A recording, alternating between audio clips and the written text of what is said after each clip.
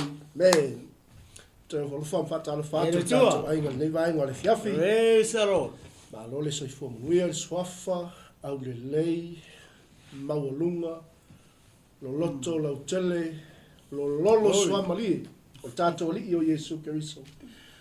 E fatalo fatu nei vai ngole fiafi o le fa wa wina ne o tatu po Saro. Ma nai o manavo ngalwenga. Ya wasi tausinga fa le nganga mo oi sa i foi o ne yaso. Le wa e anga ia tulo moto mo lawa ni so tato a inga le wa ia foi fal finga luenga ia le lei se ma nai mo o le fiafi morning fa maoni past tau ona le lei se tamastanga fa le nga a o misi foi se tamastanga fa tino ia o lai wa pe ka wa ia ko ke le va nga ia le le au o kama fa ali ara ngar ke mi ya tama la fe o moli o mela nga mga mi tele la ia le tama tanga fa le nga fo le ka u fa ko fi le mu ma ele le ai o le si tanga ta fa nga du nga le ulia ia vi ele tu morning fa mal ole au na male fa mo mo na le por kalami moli atu se ma nai mo oi il manavo nga duenga Wale sa yusu. Viele tu. Le wa ia tulo moto mo la o le fiafi. Ia me se foi ole au tapua. Ia. Pasta o le vetala tu langa le. Foi le ole pe ole tiute le ole. Foi le ole tina. Pe fa pe o tamala e usu fanua. O lona winga foi le winga lo famta. Tau ona ta pena le se se lunch foi le tama foi le wale olima. Pele ia mawel malo si wa fa manga luenga pe fa pe oni nga luenga mafa ia o le alula le o tama foi le isan lunch ia pe o le si la site nga le story foi le ia ne ia tu no foi le o to a fi o mata tu no foi ele o le tele flawa ka mo fi ia fa ka le marpi kaki fa ia sa musi tama mai pe i se me foi le se lunch e fo ole nai narto famar fa auto tanga ia misiata to le Samoa ta to ye lima vai le bi ole palangi e fa ka nga na nso ia ta to ye manga ia le la ku ngi male po fo fa pe kumu le sa musi le ngia ia mane nga fa lo pasta ia ole a vai fo ta fatalo fo ne fiafi ia viele tu fatalo fatui tau tai o le ala, atala whātu le unga lue, au Victoria, au ave pasi, au ave taxi, o le au lau pāsese i le, po le ala wale toi ngā, au wala so ta inga o le iai, nei mātua le molino, nei whanau i a onga, o taimini, o la wai lesi mtua le piki ina whanau. Morning whamaoni, ia past. Ai whaftai le tua, leo tātou o lia mai le vai ngore fiasi. La vai foi que vai com tatu ai. Oli ai. Sao. E mana o mia la ni ngai pese ia se kaspe. Tu sapele ai le olia va tu ala fifi.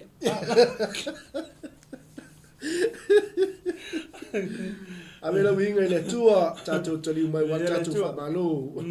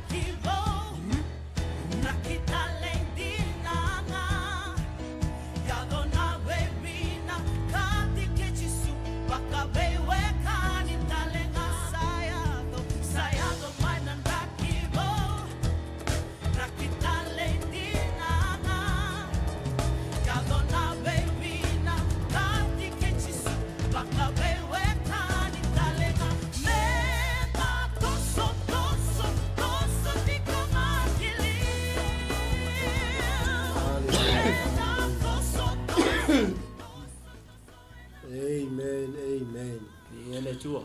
Ia le tua le fiafi, ia o tatou taulanga na ile tua, ma lo le. Fai taulanga ile li, ma lo le pati ma pese, siva ma langa ile tua. Isa lo, ia le tua. Ia le o le malosi malava, fai o tatou o lia mali le fiafi.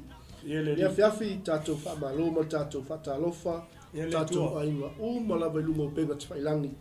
Ma ola no e te fa fonga ma fa longo mai le fiafi tatou po kalabe mana o mana vonga wenga ia le tu fata lo fata le fiafi le sunga ile fa fengainga ia fiu allo malote sunga le fa fengainga o se fo manuia pasta ia le tu fa tu ia ana ia ma fa tu ba ro le vai ngole fiafi ia le tu lo fa lava ma lo fo le ile ga wenga le tu ia ma se manuia tai foi mo tapo ina pasta fiu mo fatua fenga ia mo tato non fata lo fata le uso ia pule ia ia le tu ma fa mai sa mo mo tato non lo fota le lei allo se fo manuia pule ia le tu ia fiafi fata lo fatu ia Immaculata Pritchard ia so finele ia fiapito mo le ia le tu ma futa mai manu rewa so me pode fai ela manu rewa li ko mana ia ni fiafi sa oli Para fia la vana avanga na ile manai. Ele ngo fia tanga foi le manai malelang. Ele ana le lei ale tau singa foi le tapi o mele na ta wa tu foi le ile avele o le lunch foi le i tono le fenga ben. Pela o le atangia mai ile o le au manua o na sekia. Ya o si la vanga ngai le o mai iti o vanga na ne ta o sili foi le ave lunch malele ise me foi le tono fenga lu. Ya viele tu a fatalo fatu le aingo le fiafi le sunga ya junior ma le fatu ya pere sipa si fanga. Ya viele tu. Ya roso fo luia. Le lui le sunga ya junior ya fatu le sunga il fa feranga ya pira. Okay. Ya ma fatu ya usa viele tu. Alo nga lui. Malo. Talo fatu se le tofine ya sfluiva come ya tai mafuta ma liva aingo le fiafi ma le sfluia to fine. Ia fatalo fatu le uso auna ia sunga ya fa le tustiatia ia tai mo fa manianga alo se manuia malo fo le tua tua tia via le tu ne tu ra le aso tua talo fatu le fiafi tato missionary tato finele a Herlin ia talo fa Herlin longa fotu manipule ia via le tua fotu mai paptoi ia ai o mose malo longa le ni taimi ia le tua ia te ole tu finele ia le tua amen talo fatu le fiafi le suma ya savali salu tai ma futa mai lo se fo manuia salu ia le tua tai ana patu ya ana pista ia lo se manuia ana manianga ma futa mai Samoa ia le tua ia le li ia fatalo fatu foi ne fiafi ti da le ainga oi talo fa por amo alo se fo manuia te fa tu sara ia le tua ma losi ia vai assim ko kele ore fa na wa bravo ai se singalo atalo fatu le sunga fa fiangainga ya talia lene so panga oi alo le ne fiafi so yo manuia la sunga le fa fiangainga tali ile tua talo fatu fatu ya kalmeli ma futa mai Sydney Australia ya ma lo so yo manuia kalmeli ile tua le fiafi feu malu le lua sunga ya le lua ma futa mai le fiafi alo so yo manuia pongo manga va ka wo pele ia salut ia ya nae fenga luenga mau mi me ke ai mo ko malo ia muiale alo se ko ia fai ko le yaso talo fatu il faltua o suma fa fe laina ya matamua Fraser ia le tua faltua ya Loretta ia fa manuia tele le tua fatalo fatu ya Australia malina tua ia viele li ia le tua ne tu la talo fa pasta futui se malo fiafi same situation ai sa alo se mo manuia pasta ia ai mas au kaiva ia fatalo fatu tina ya flole folau ia fa mo le tu le fiafi ia le tu ne tu la aso Ia le ni o la tatou anga le tatou fatunga le tatou mai. Ia le to. Wa tatou manai o le fiafi. E o nga solo mai ai. Wa tatou po kalami. Tawo. O lo yese me le lei o lo tapena le to mo oi. Wa le nga tono le mai aso me so tatou fenga yai o le fa matuina. O le tatou ngana Samoa i te tonu au te roa. Ia le to. Siwa mo le tua. Lord, you've been so good to me, oh yeah. Bless us holy.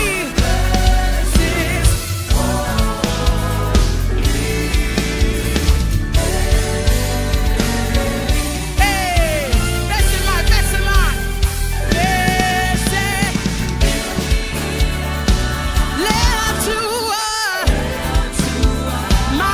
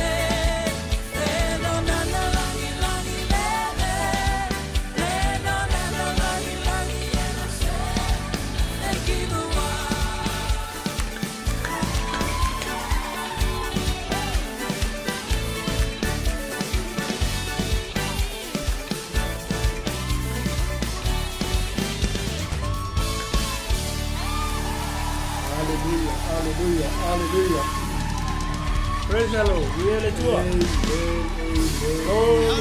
Hallelujah. Ia le tua. I don't want to leave this place. Amen. Ia le tua nei tu la. Leso. Glory, hallelujah. Ia, ia le tua le fiafi te lo le la tatou anga i lo tatou manai. Ia. A wale mana vo nga luenga le fiafi fa pe fo ilanga ia to tatou ainga. Ia le tua. I le nei fiafi. Te tono la wa sile mai lungo tatou screen o na ia tatou tusi. Ia. Mo tatou manai le fiafi. Ai to mo fa to atu fa ma lo tatou sponsors. Ia, ia le O tua. lo so sonina tatou au onanga. Tatou UP Group Money Transfers o le pule. Tua. Ia, ia le Fa tua. pe fo tatou serve with love. Catering. Ia. Sunga tamatai male. Sunga le pule ya luka fa time ma tama fo le fiafi fa pe fo ya tatou Provotech Automotive. So ya Sammy Makau. Ya lo le ga lo fo le vai mo naso. Ya tu la tu lo la sunga to ina wale. Ama tatou tatou fa so le fiafi.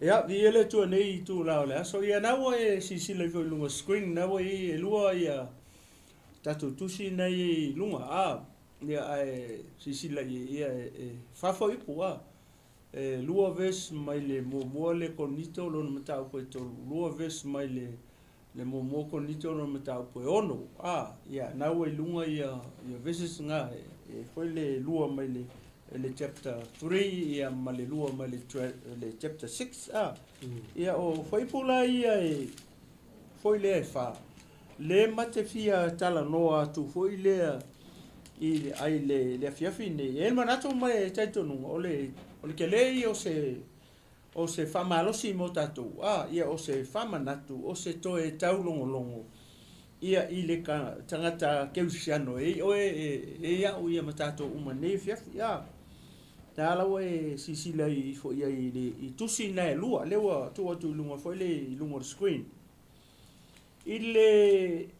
ile taua tele foi le ole taua o foi pone e fa le ma fai taua tu o lona taua o lo i se taua foi le mo o le keusiano o tangata fa tu foi le ile soifonga ne o tatou ye leanga o le tatou te ola i le tino vavaila ye vesesi e lua o tala noa mai po lo la patai mai le apostolo Paulo le kalesia le kolnito fo ile taua o le tino o le tangata ya le soifonga ye ne to fuata ngata ye malona tino se tu lo ne fiafi au le ala o tusi mai le apostolo Paulo foi le ekalesia le a Korinto e to e fa manatu mai la foi le ia le tino le tangata maleta uo le tino le tangata ai masia ia le tangata foi le loku po le keusiano po tangata fatutua neanga o le kusi nga mai le apostolo e ave le ekalesia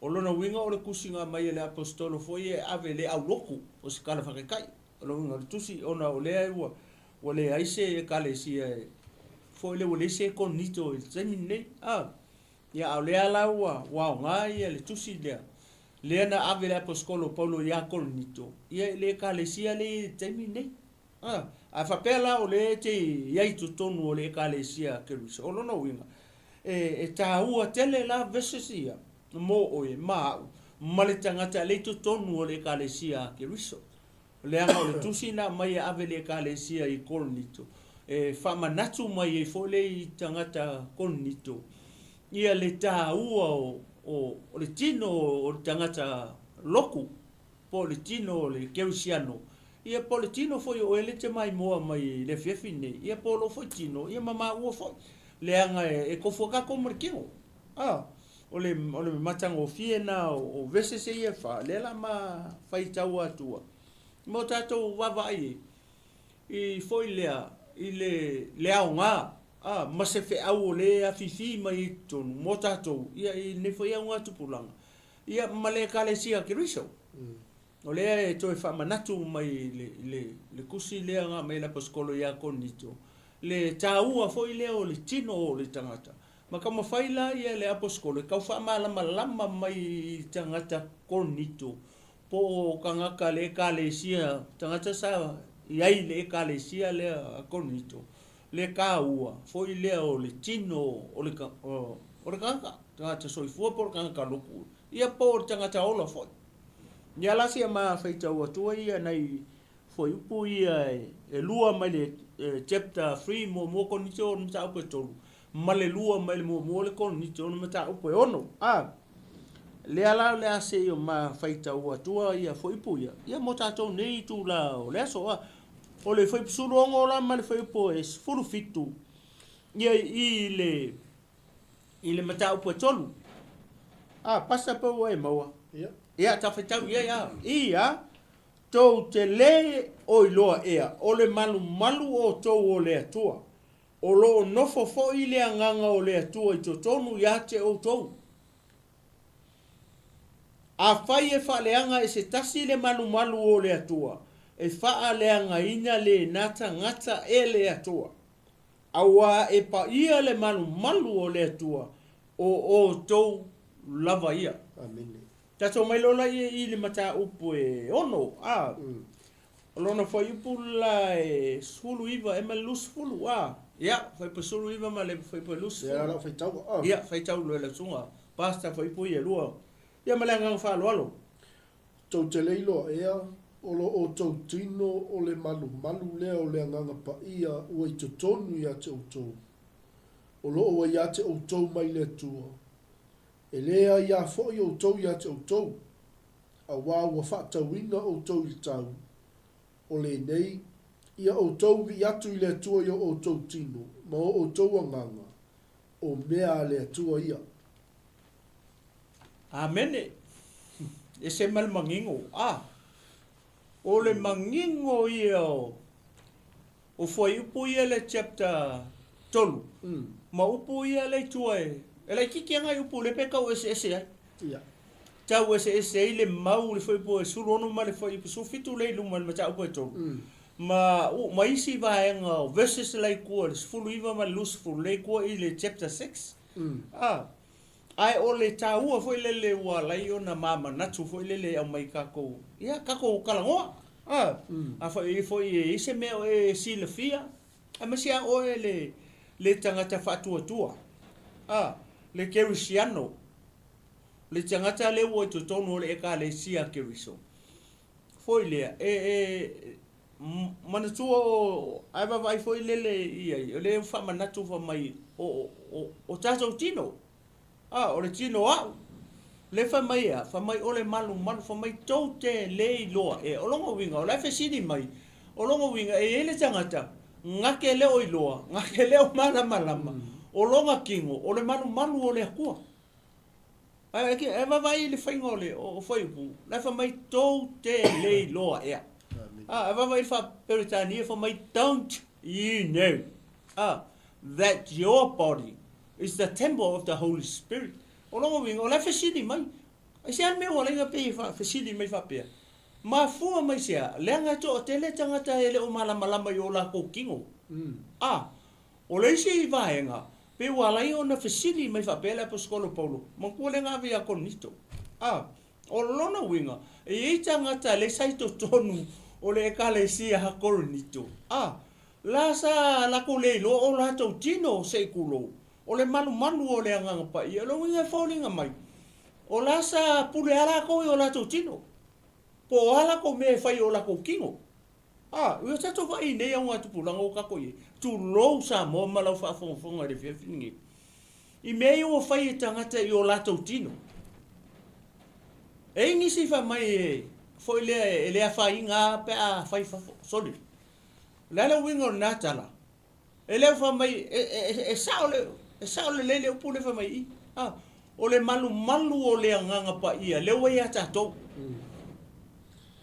o longo winga e taua ma le tino i fafo tu longo le pa i fafo e taua o longo winga e le ka ko fai se meio tato tino ai sia le fa mai aka kilo ku le fa mai to te le lo ea wa uma o nga fa kau o ko ola me ala kasi le me lo tangata olea ele lo tangata wa uma fa kau ila ko wa uma na fa tau o tato tino fa kau lea kasi nga fsiri ama ko ikako wa ka ke vava ai vese se fa ola e uma kai au uma vai asong ele uma ma fa mtala tua ale wa ma oko ku fa pe sei tulo foilia ina ia kako mala umai le ta o tato tino awa ke kalo lo kingo awa ke sa wai lo kingo ko vai ni ngwa tu pulanga mele wo kupu a mesi halo matama fa na wo samo ko ke vai e o ka ele pe ai ka ele pe ai ka ele pe ai ka kau ale ale mele fa mai el mata o poe no wo ma fa ka oi ole ale me na fa ta oi nga fa ka o le toto pa ia o ke riso le wo ma na fa ta to le toto pa ia o Yesu ale wo ka ko ngoko sasa o ka ko kingo fa sa o le koko ola le toto le ka o le toto I kongo le kingo o tangata lo kingo malo kingo ola le ka o le toto Samoa malo fa fonga o le toto ola ye le ola le ala wo mana fa tau ta tau le toto ta o ta to li o Yesu ke biso ale foi o mai ko sasa foi ale fa mai to tele o lo e o to tino o le malu o le nganga pa ia o le mea fi o le nganga pa ia I ko kongo ia te uto ako vai vese se fa o le makoa I makau kia o le taua a le mele fa linga mai le fa ngei so le ola ua makua I sa wa tangata I o lato tino. A le fa mai, ua uma fa kau o kau. A le fa iu le I mata upo e ongo fa mai a, ko kele koe pule ia o kou. Ko kele koe pule I o kou kingo, mo kou anganga o mea ale akua.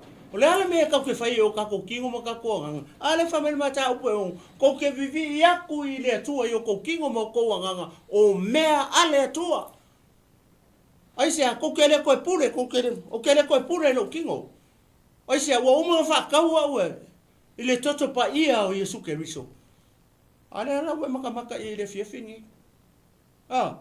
E ta ua tere o tato tino. O tato tino o le malu o le anganga pa ia. Ye ko ye sa pule o kele koe pule le tangata o ia talia Yesu.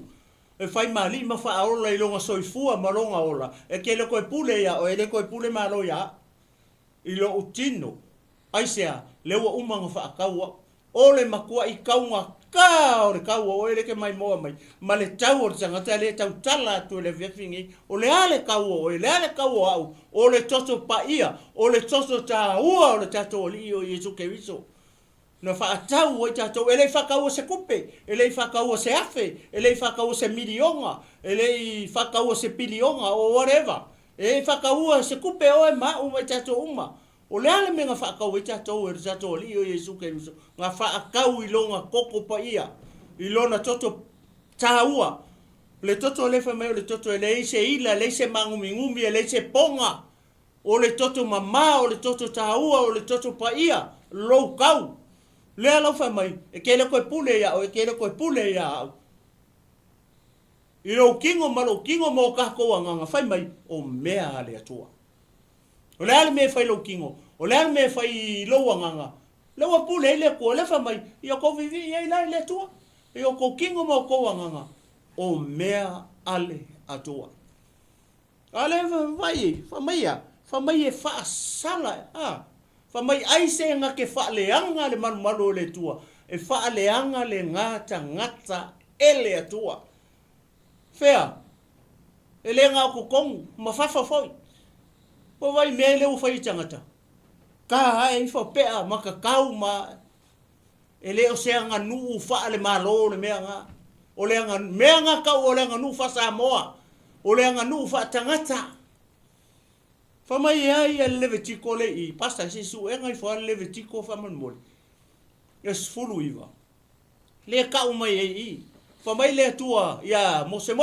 fai le ngu au al fai au ka kau ai sia langa malingi e koko au e te fa malingi toto o le alo kau o le koko pa ia o le koko ka ua o le tato li o Yesu Keriso o ka kau e rengi mea maoli o le kakau e le ungi mea sa moa le ai o mea mayanga mua sa ka kae le ngu o le tua o ko whalongo i nga ka kae tangata ele ia fio mai Yesu kingo le ke maua i le Leviticus furu iwa foi upo e lusu walu pasta ai maua loa whamana mone e whai tau mai loa ia se kau whamakala ku ia me leo tau whai au koe e momoli e tu i le fiafini tau te le i loa ea o tau tino o le malu o le atua o le malu o le anganga pa ia le ua ia tātou e a fio lai kongu le anganga pa ia au ala le whai kingo ai sea au asasa kingo sau fafal koko sau fafal le ola lan me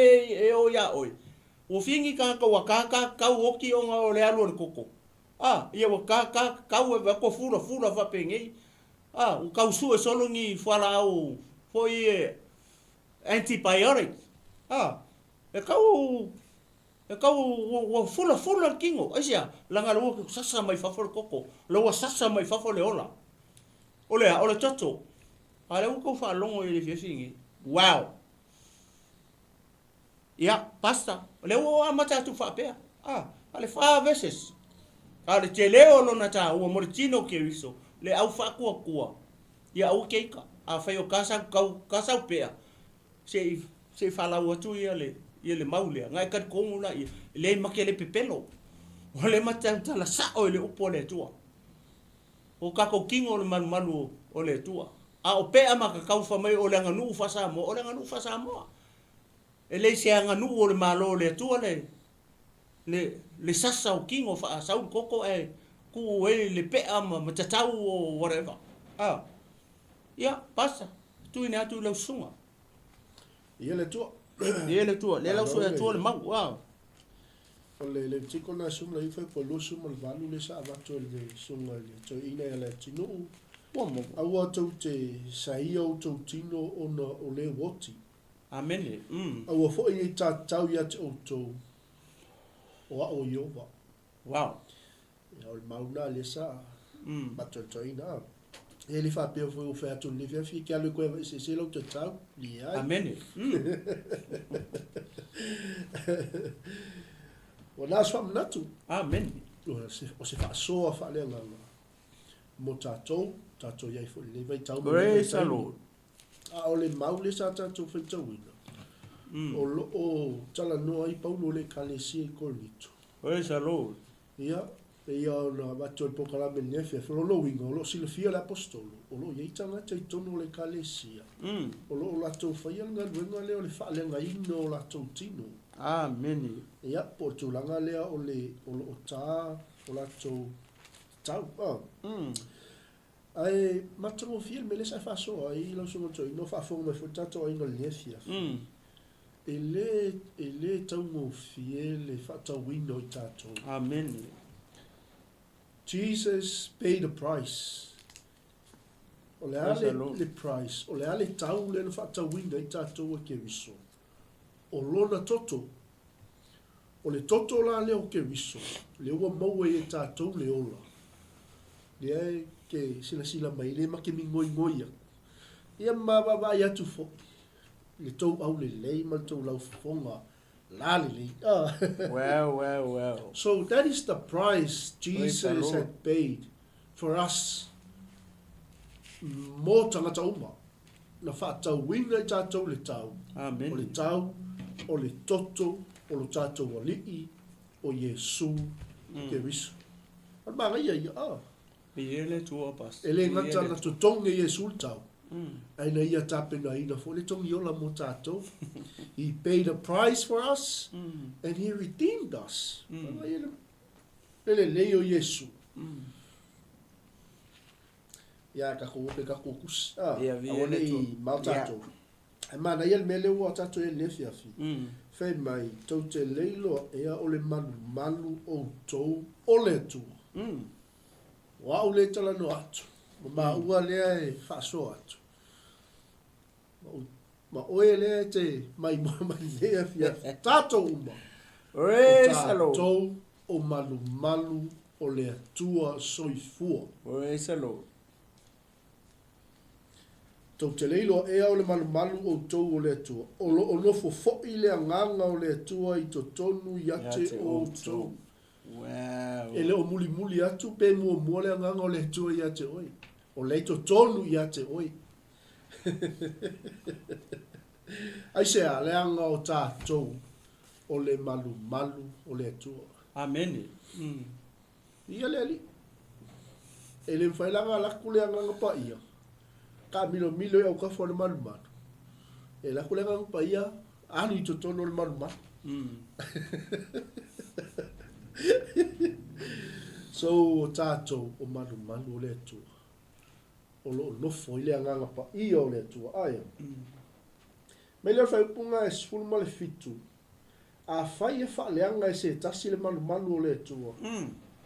E faa leanga ina le nata ngata e le atua.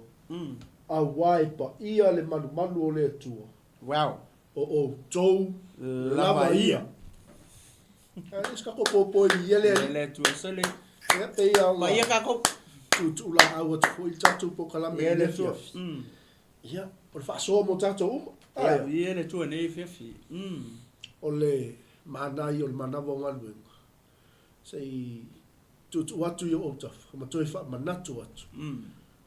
O tātou o le malu o le atua.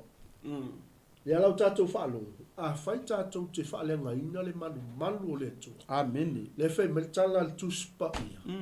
E whaalenga ina le nā tangata e le atua. E le atua. Oi, salo. Ia le atua. E le whaalenga ina e se tangata. Ia. Ai se a. Awala ni o tātou whaalenga ina le malu o le atua. Po tātou tino. A waipa ia le malu o le atua. Wow. O tou lava ia. It's holy. Fio le te whafonga mai sila mai le fia. Ia le atua. Wai malama i le tau le anu whaatau wina i tātou. Ia le atua. Toto le tātou o li o Jesu ke wiso na whaamalingi ina. Ia. Whaatau ai au, whaatau ai le atinu. Whaatau ai tātou uma. Le tau le anga tonga Jesu. Lono winga wapa ia i tātou. Wa whai tātou ma malu pa ia. E a whio le anganga pa ia o le atua. So awala tātou te wha le anganga malu o le atua. Ia le atua. Le angai pa ia le malu o le atua. Amen. Ia, malanga whalo alo le atinu. Salo le la pe sisi me te fia whapopo. Tatele me ilisi vaenga o le tā. Ia, ole matango fia foi le o le vaenga le o ta tana noi. Pe a tātou wa ai foi le unga tupulanga le o tātou ye. Ole ngala utala foi le. Ole talofa. Foi le tele o tangata lotu ma tangata keusiano ma le au fatu. Ele o malamalama i le melea, le vaenga lea.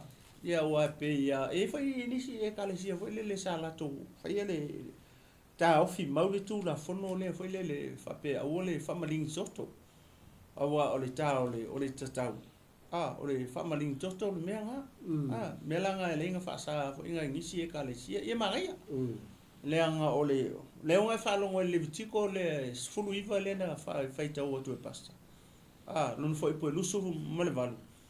Ni fa mai le ku ia mo se fai le ngu au ka kau o Iova. O longa winga o le me o le taru tatau. Ele se mea ele se me fa pe ko a kupu ngafi. Fa pe po se ia le ta u fa pe o tu manga o le la e sa mo ia le fa ko ku le fiong po ia le tu. O le sa la e isa la e luanga mo. Le ala fa mai le tu ia mo se fai le ngu au ka kau. O longa winga ele se me fo. O le mea o le mea nga amaka mai kua ele ngu o le tua. Amen. Ale o mai o nga po ngi le ka ke ye. Ia le o fa mai ia o le tu o le ngu le Samoa e ka ta o le a. Ale lo le ka o ko ko le upo le tua. Ia le po ngai o ia mea. Amen. me leo le ta la si fia le ele tu o le kai mia ka elo kingo ile au makar ka kau malingi ma lo fa for koko sau lo fa for koko a le koko le a o le ola o tata Yelele.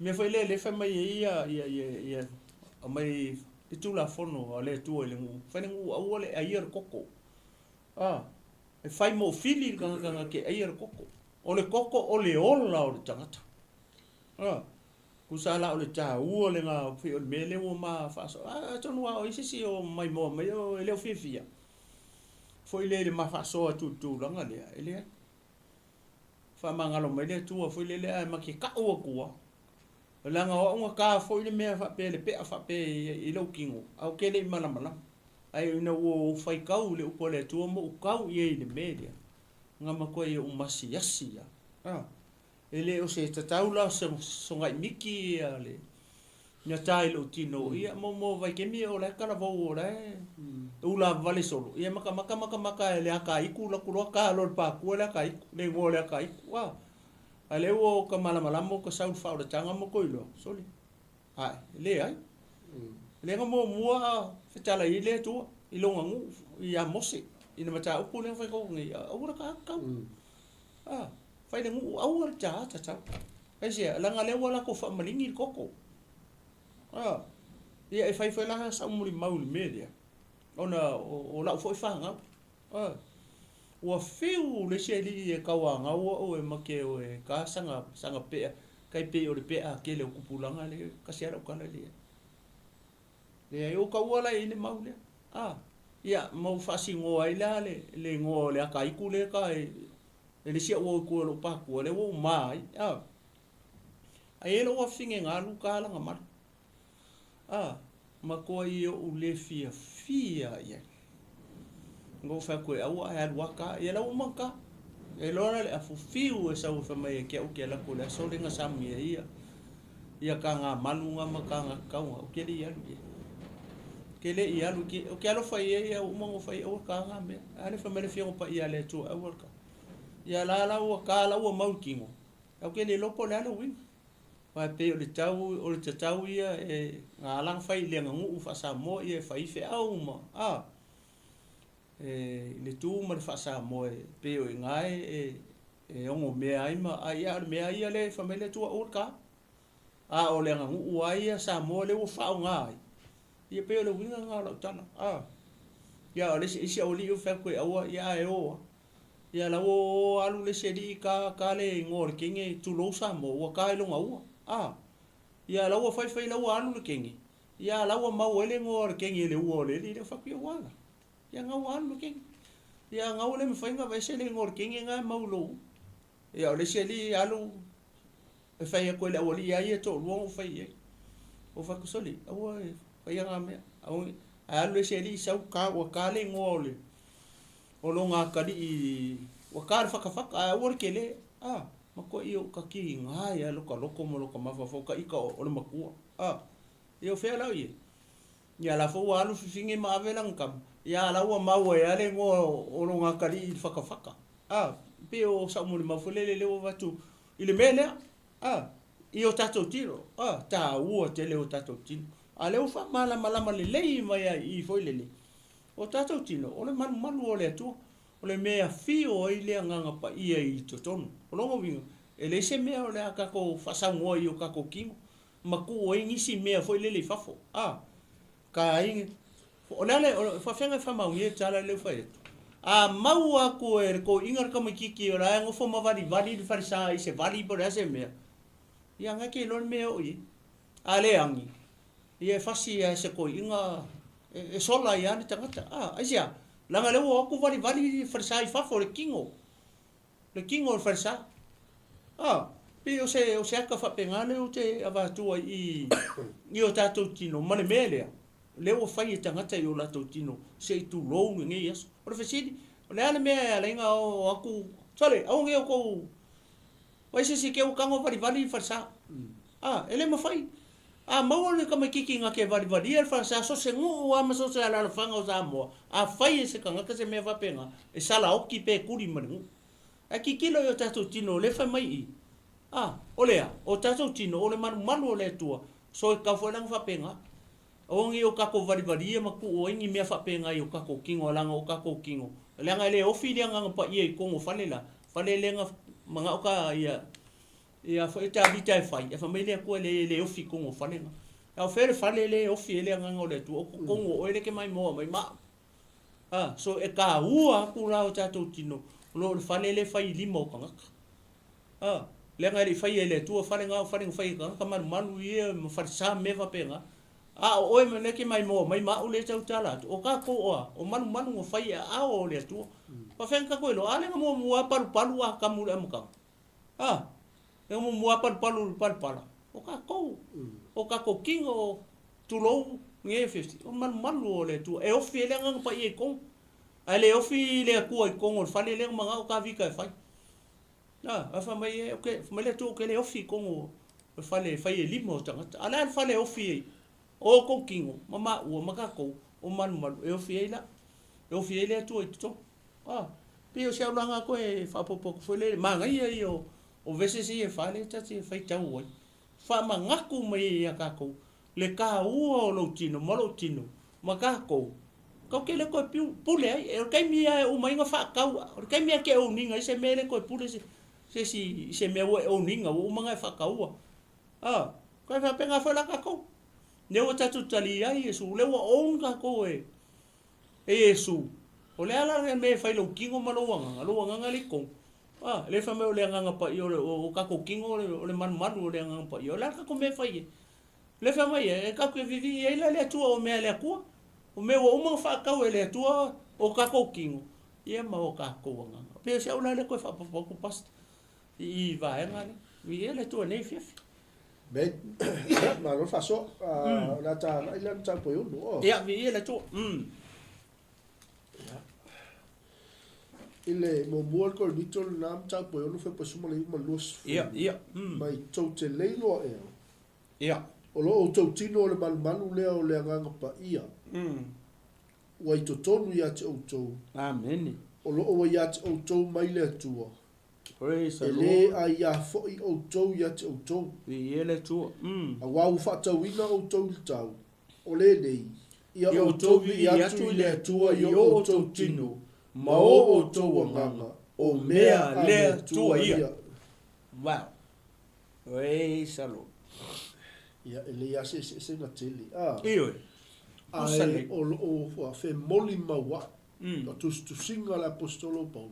Le wo mai tau po yo le wo la ko si mai ala apostolo amen praise the Lord le wo to rephrase mai for yi iyo vi ele to o lo o to tino o le malu le o le nganga pa ia o i to tonu yate o to o lo o yate o to mai le tua ele ia foi o to yate o to le ala le la sa le ma fa so to ile su mo to ile le fia o te le to e pule lo tino amen o te le to e pule i le malu o le tu o le ufa o fuina ia ai se le anga o le mea fi o ile nga pa ia mai le tu amen asa me o ka ko le ko pule i o tatu tino le anga o ma fa ka amen o mo va ko le tau o mo va ko ke le ko pule le ia ka ko o le wo pule o le pule le tu ia ka ko le wo o me le tu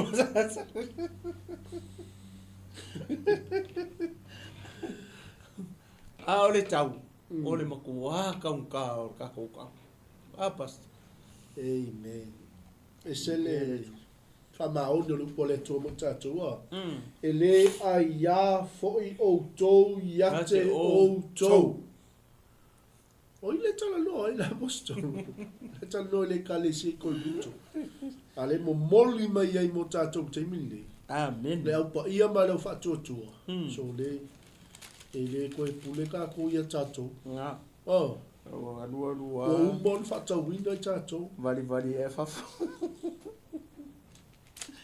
ia leli mai do lai fe pelo sfu a wau fata wina o tau tau o le nei ia o tau vivi i atu i le atua ia o tau tino Amen. Mo o tō nganga, whele i le nganga, li tu tongu. O mea le tua ia, e se wha maoni o le tua. Lolo winga, ai te winga le manu o le tua. E le ngata e fio i le nganga pa i o le tua. Tatou te i le tua. Amen.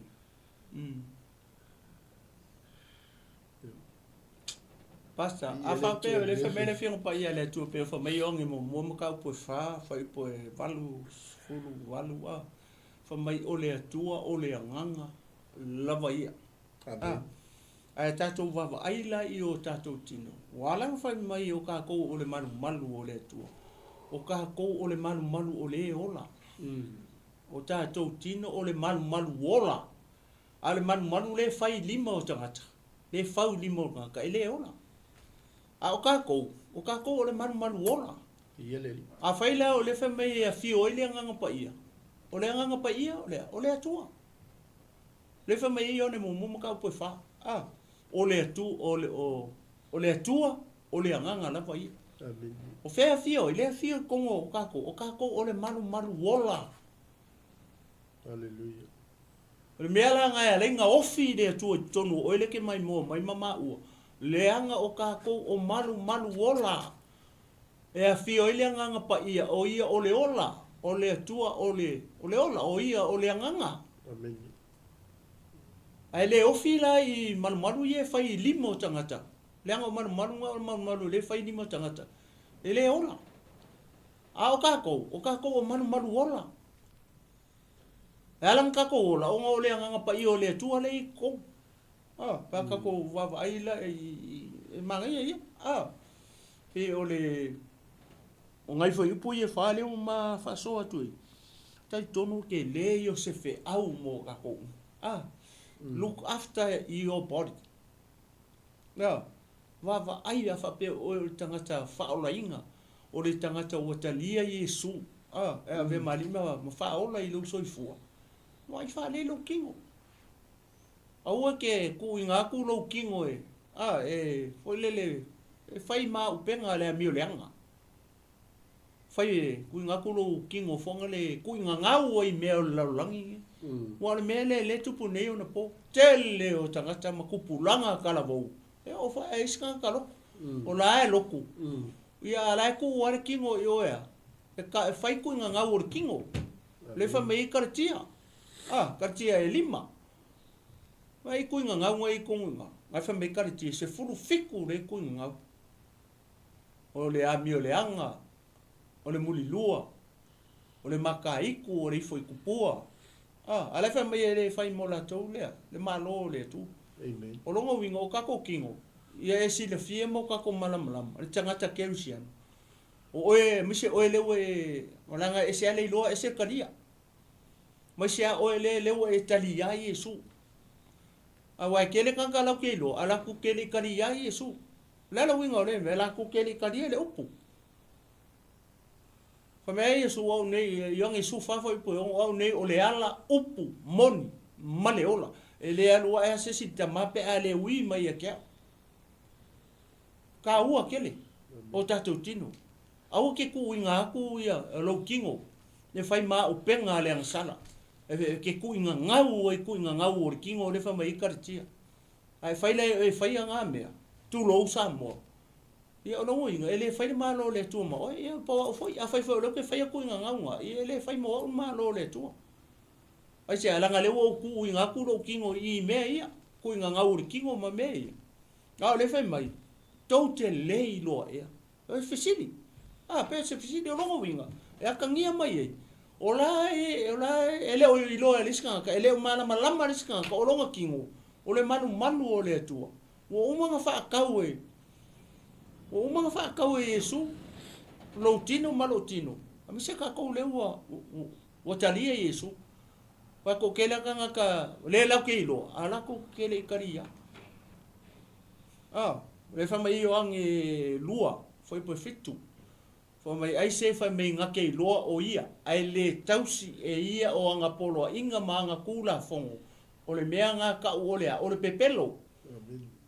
Ai loa. ia ma kausi polo inga matula fono le tua ai fa penga lo i loa o Yesu ai le kausia nga kula fongo manga polo inga o le mea nga ka o le pepelo e rongo winga o le tele kausia no fa penga dalau ke loa ia Yesu ia ai lam ke le fia kausia pe la ko ke le fia kalia le upu o le upu talia Yesu o le upu o Yesu ona le fionga le tua ia pe se o le ko fa popo pasta ta ua te le ka ko malama yo ka ko kingo o ka ko kingo le manu o le nganga pa i o le me le ua fio le nganga pa i tonu e sea langa le ka ko kalia talia fa fe ka kalia e fa ko ko o nga ka ko wale o ka kausia lo la yo nga polo inga mana tu la fongo o nga le ka upepe lo inga lo le o ka ko ia mo ka ko lo le o le o mana fa tau ka ko le ko pule ya ka ko o le o pule le tu ya ka ko kau ke whaalongo ra e musu mai le ngang pa ia tatou ia makako anga ia iluma le mea le fina ngano ia le tua kau ke anga ia kako wola whapa ienga ia peo se au le to e whapopopule pasta i le vaenga le ua ia le tua Amen. Ia te lo le ua lama fai u tatou mana ia malama ngalwenga le fiafi mo le tu fa malo tatou ia ma futa mai mas foi o wo pa anga tatou o manga ai faftai tu i le mafine le po le uso le ia e lama ta seni ia ono tatala mai foi o lona fina ngalo ia ma au mai se ma au mai lona fina ngalo foi tu so le tatou tau ia vi ia le tua o le faftai ia e ia tatou fa so te lo tai ia le pe ia sa no le uso le por ma fine le o le upu le o le afionga ola le tua ele o se upu se tapo ina amen ele o se upu se kalesia ele o se upu se talitonuma ele o se upu se atunu po se malo perfecta ele o se upu se fai fe au po se fai a onga po se apostolo po se perfecta po se tupu o ailawa o le upu a le atua soifua leanga na liu tino tangata mai i lona alo Yesu Keriso amen ma liu lungo o satou praise the Lord ma lingi lona toto fatawina i tatou pe tatou faitau lefia praise the Lord ia le tua ia ai o nei lungo tatou i tu lau ia tatou numera e so tai mai ai pe fia malmla matili tatou mata upu mata tu fa sol ni fia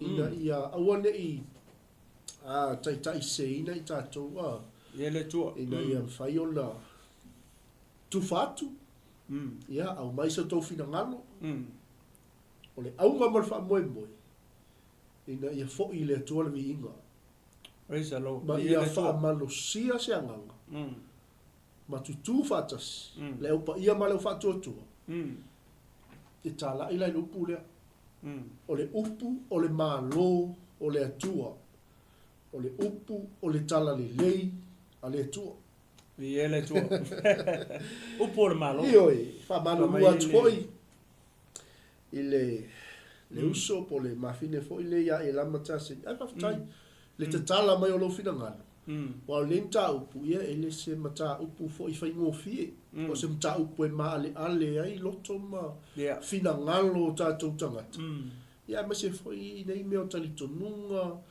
ia o anga nuu ai malo o tatou o le ainga o tatou uma o whanau le atua amen whatawina i tatou uma i le toto o Yesu Keriso ia e tusa ma le whasoa ale uso au na po to fine fo ya ela malia fiafi fa tai fa so ia le tua anga le ya tu le nganga le tua e inisi me wole au ya il fa so al po kala me le fiafi fa a to le nganga pa ia le fa mai ia Paulo le kale se kolnito o no fo to tonu ya to ina ua tato tausi o tato tino o le malu pa ia o le tua e le o to ya i tato ya tato amen aua fatawina i le toto Yesu melia tatou te vi ia toi le tua le anga o le tua pa ia e le o stangata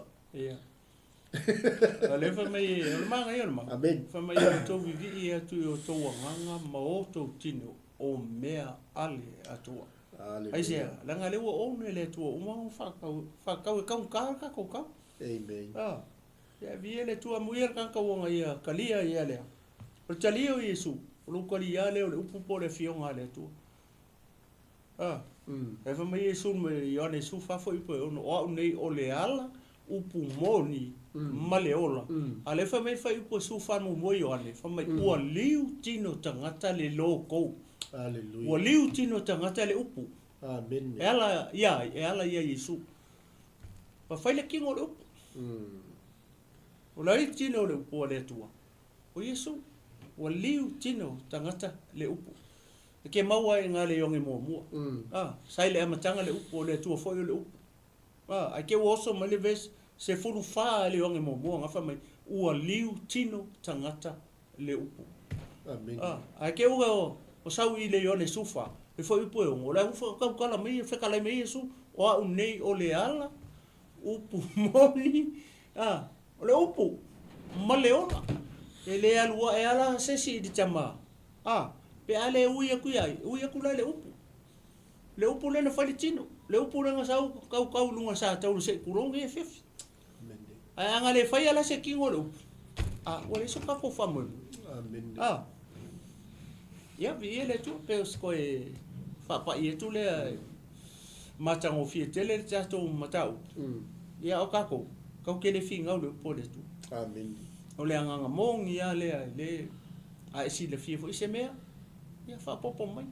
Pe ona mafai atu telo tami. Ele o ise ako ko ya mau. Ola se me fai lo mai makele fifi ngau fo makele finga. Le nga ele o ise ato to ya mau. Ola se me fai lo mai le nga pa ia ya mau le tami male tami. O me nga maki fa so ako. Ke le fo yo uso matanga tele pe fisidi mai le me male makele fia kali ku ye. Ku pe ia fia malama. Ia pe a fai foi o kele longa poko. Ia ka mo fai sanga ko spa ia o le me langa ki si le fia. Ia pe o le nga tonu anga o le ka ko va e fau kele. O le akola au o le tua e kau ke kau sofa kas. A fai o nga o le tino ke wiso. O ma o fo le tino ke wiso. Na le me le fina ngalo inga ia kasi le tino ke wiso. O me le fia pa ia le tua. O ngi fa ku kalinga le maka. Au ngi fa yakule maka de isu au fa yakule isu nguku au fa yakule lima le vai le nga oi. Amen. Wa umma ona tu umata manga le tua. Le me fa mata si tu lo. Ole vai dia. Ole anga ruanga talinga o kalinga fa lo. E ale ngutu se tu lo. Ia e kau kalai. Ma le isu songi se tu lo. Ma lima kang oi ma vai sa fa dia.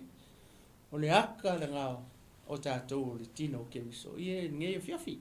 Ia malanga fa lo.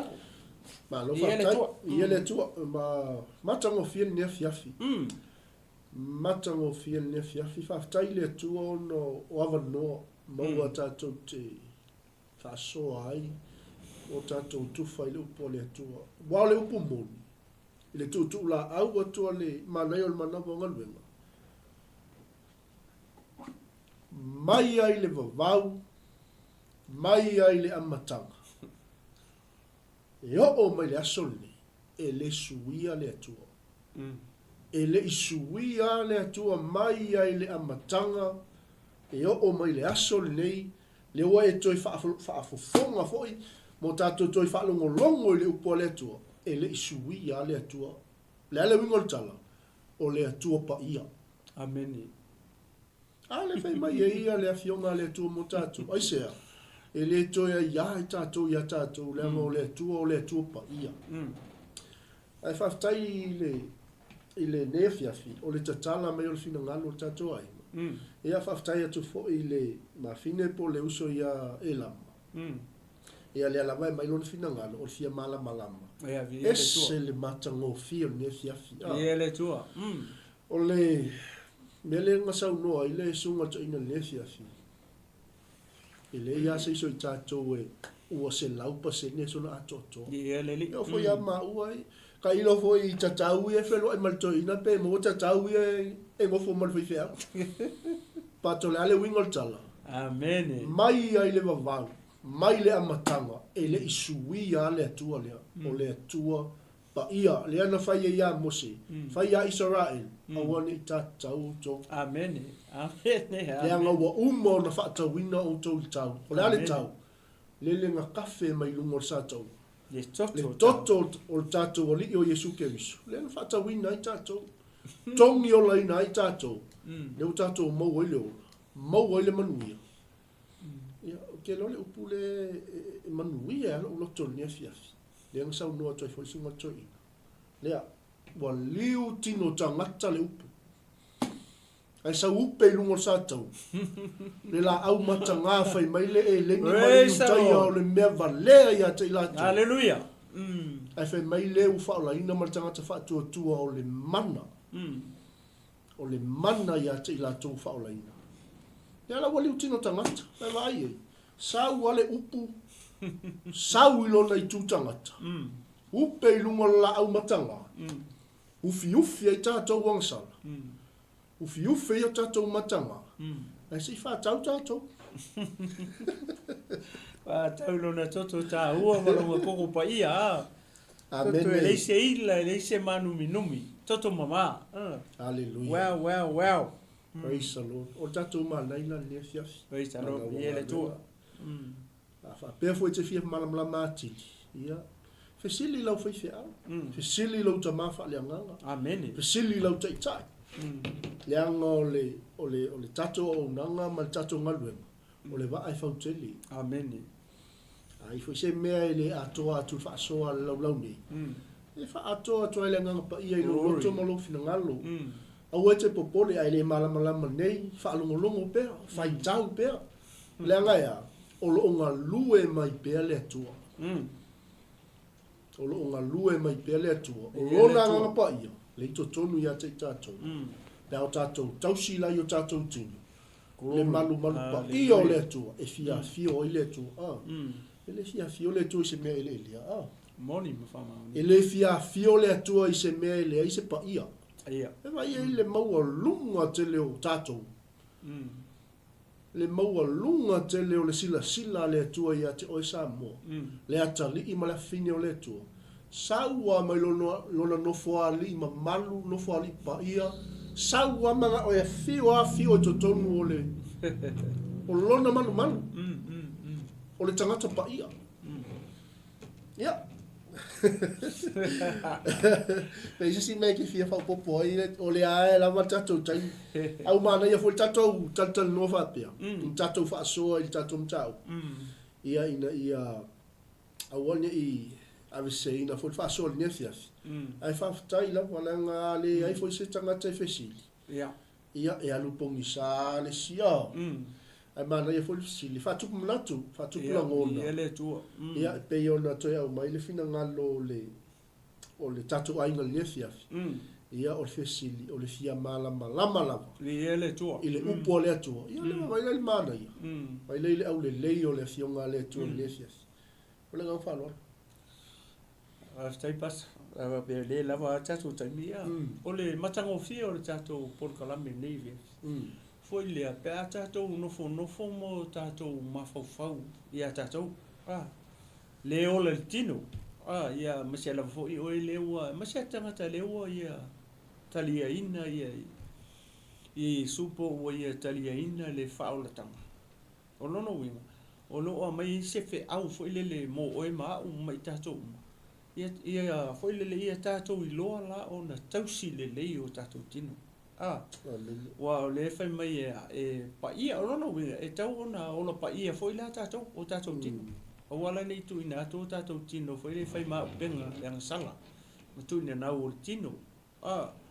Ai tau o tele tatou wa ai foi le ia I me le fa mata tala mai vesese ia foi ia le fa mai o tangata na te fa leanga inga. O le kanga kai kango e fa leanga le O le ale le koinga whaleanga le kau kala i. O lo whaleanga au whafo. E koe whaleanga ko kong. E le whapea ki loku o lau a whaleanga wholele. Ia o isi tangata ke ai whoringa ku lou. Ia o kaku I solo ai. Ia me fo e sei tu lou.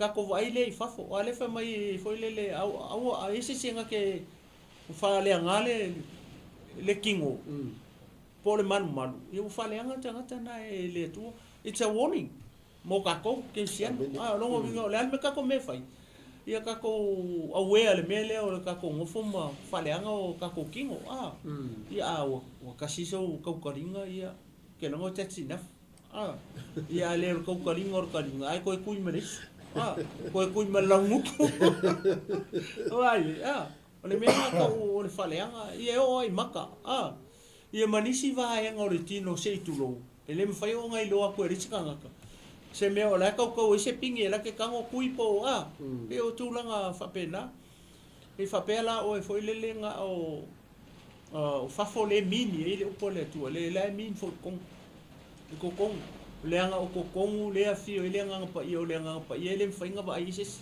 amene le songa kingo longa winga e kukusa le le ya fafo makokong ia male kingo a ko le kingo a ko oi faleanga ia ula me fonga e un fala au ia o ki fai ai la ko i fale kong wa fai ai mako ai ko i sapa fai ai se kulo menga e o ye a fainga to tonu a fainga ko nga se kulo le manava mo ko ia malesila me ia ka pe me foi le tai pe o le mau foi le fa mai ngo aku ia le au fa sai o va e ko la ai foi le ia so Yesu le fa ngola ko lima ia la o fa me sole me ko ke ai le fa ngo ko lima ka nga fango lima o se le winga le tu fale nga le ke fe ia fa mai Yesu ia o le mea ai le ai tu lo werka e ko foi mai le mariunga ia nga wo ka ko si le fia mo le winga nga me ia ele fa mai la inga fa ipunga fa mai o mea ai ele o le loto tangata me ai e fa kingo ele o le loko paua mea la sau ko la mai le loko i fafo la mai le loko le anga o le muli lua o le loko le fa mangalo o le ngaoi o le ifo i kupua fa mai Yesu fa sio tangata o mea nga sau mai kong sau mai fe sau mai le loko o kanga la sau mai kong o fe la sau mai kong o le man la sau mai kong me le anga nga ia o lo ai le fango don't worry about that ora e fa mai Yesu ele o le loko me ai atu me ai faretino to foi maliunga ele o le loko kanga ele ala ko fa sikalo oso kongo loko ko oso mai de tipiko ia pe po le oka por Kentucky ele ui ku me ele loko ai se ala loko le i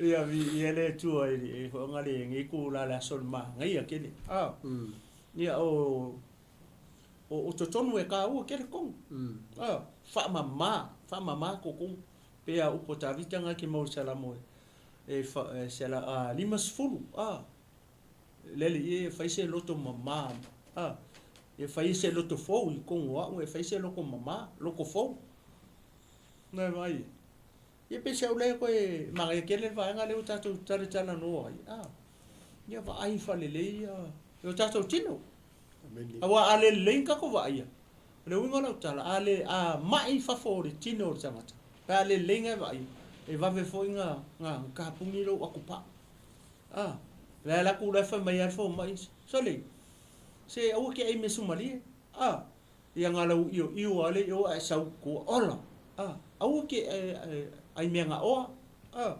ia por fa ko nga la awala mai la fina nga no le tu nga ale ke sawa ke le kai kai e ke ku le fa mai fo mai la awala mai fina nga lo le tu fo mai fa mai o ke ai me ia ma o ke ai me sumari o ke ai me o nga au te ai me nga o me fa penga le leila nga ko si lo kingo le fa fo o longo winga e va ve nga ka longo ga ko ka pungia la wa ko pa ia le se le e fa nga ngo fo le nga ko nga le wa o kikingo pe se le ko so so nge e ta u te leva ai le ia o tatou tino ia viere tua ia pisa una koe fa poco fo le pas eu ko fe ra va le mo tatou uma mo tatou uma o fe le se va meta penga la tupa va pe anga kapumiro wa ko pau pe ale ia le tu la le solo ia le se va tai lai o mo po fa tai tatou ma se tatou sponsors fa pe fo ia tatou ai nga tapo mai le auto talo tasi le ia le tua va engo le tatou ministry o le tino ke vis a vis tatou fa tai o le auto talo ia ma nga fa lo ia le tua salo la ia lo le fatawa foi mo le toi le nga fa tai tele ia I wo ma pa anga foi ale nei por kalame po le mana I o le mana va nga luenga ia fi tasi mai se ila tu foi o fa pena ona fi foi fa ngolongo mai ia ma tau muri foi nei fa soa ia ele pe ona ma fa ia tu ele se atoa ia ma ua la se me foi le failo mai le tu ia ma ke ku fa ku ele ia ma ua se atoa mo le tu ila le nga fa tai ia tatu ai nga nei tu la fiafi uso mo tu fa fine le li le au fa ko le au pele le au pa ia martino ke iso nei fiafi ia fa malo talo o la talo ia le o mo e pe malo se ma o marsunga li fa tonu ia foi mai foi le tu le la ia mate o mai mate au ona tu ia auto ia matu fa tu ia se upu failo mai le tua ia ma o ia fa malo talo fa malo on sai nei tu la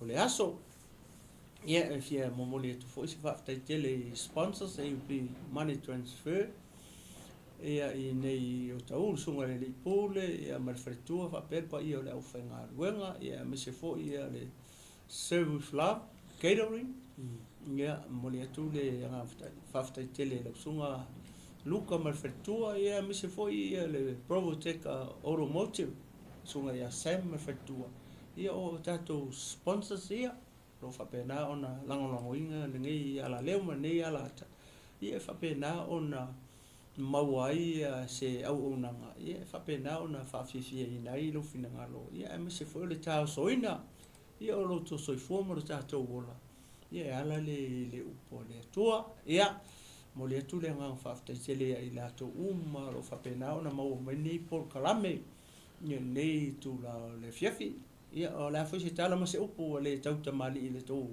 fa fonga nei fiafi ia e poto ar tau tai se na tu yama el manatu male tali tonunga ia o lo fina ngalo fa le tua ia o le a mangalo ise matala wo se ai o le upu ai le tua tu lo usa mo malo fa fonfonga le fifine e le fa alo le upu le tua stangata se tu lo e le fa alo le upu le tua se tangata le ngalo upu le tua o le upu mongi amen o le upu e te tau ona mo mori sa o le upu le tua ina io tato malama ia mata o so ina ipe ia le tato fola mo foi ia so molo to fo ia ma so mato wala ia se ma fam talanga pupule nei tu la le fiafi mo li to ile nga fa tele ia le tato ainga ile fatu tu ia ma se ia tato sponsors ia ile fiafi ile manatu ia ole a fangata mai ia le tato por kalame to mo foi se isi so nga taao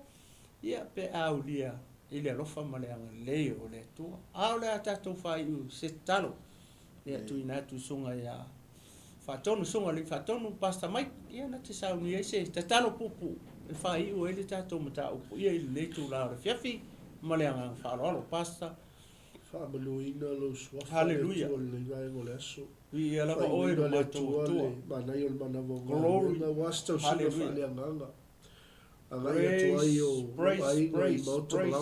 only name of Father. After ile tu mato ai o mato ma o mato fenu mato ma taimola upu mato faitau mato ona mo mato malamalama ole upu lea mai la o te talo le haleluya aga pa ia fa ato o le ga luenga le ato o tangata la fa ia tu lo fa uma le tu o ta lai mato fa longo o mato faitau mai fai le li o le mātou la ngona lo fina ngalo mo mātou. Lori hana. Whamonu iso mātou atu lupe lo Samoa. Whamonu ia lau au nei a fiu tapena ina mātou taulanga fiafi le aso. Tu mau ia te oele i inga. Ei salo. Se le li e mātou umalawa nei po. E lo wanga leita mai le toi i ato lo ainga i mauta malawa. Hallelujah. Mai se nisi o i la tau o lo whea ngai mga luenga le fiafi. Glory. Hallelujah. Tata i tele i lo alofa. O lo Yesu. Ameni.